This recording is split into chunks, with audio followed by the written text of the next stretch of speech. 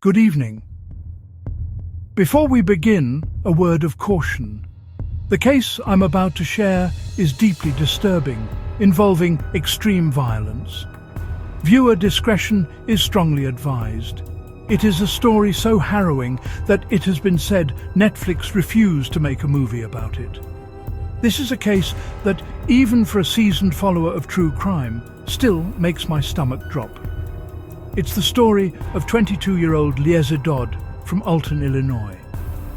In the early summer of 2022, Liesa was living a life filled with joyful anticipation. She was meticulously planning her baby shower, picking out decorations, and preparing her home for the arrival of her first child. She was just weeks away from her due date, getting ready to be a mom. Then, in early June, a sudden silence. Liesa, who was in constant contact with her family, stopped answering calls and texts. A day passed, then another. The worry grew into a gnawing fear. Her mother, Heidi Noel, went to check on her at her apartment. What she found behind that door was a scene of unimaginable horror. Liesa had been brutally killed. The nature of the crime was so exceptionally violent that it shocked even the most seasoned law enforcement officers.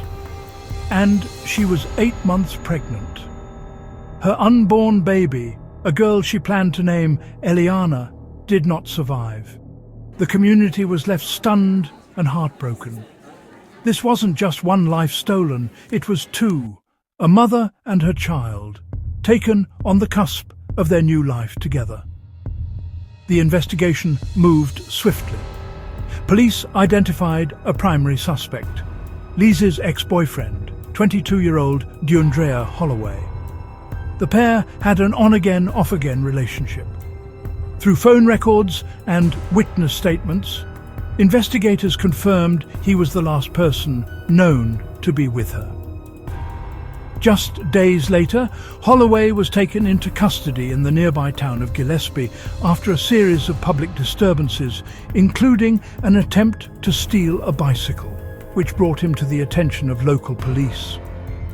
Prosecutors didn't hesitate.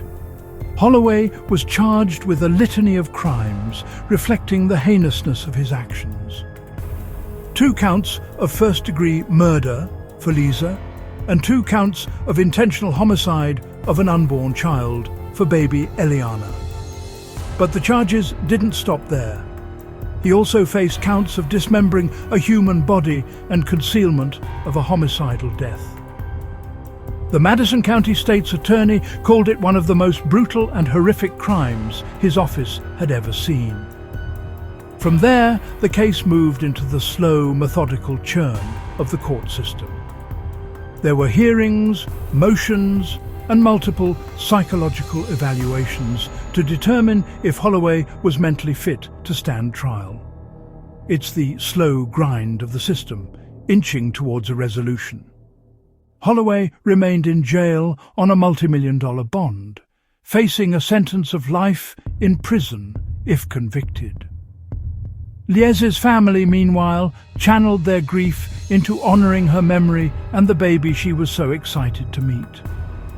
Friends and family shared photos, memories of her baby shower plans, and all the little details of a life that was about to begin.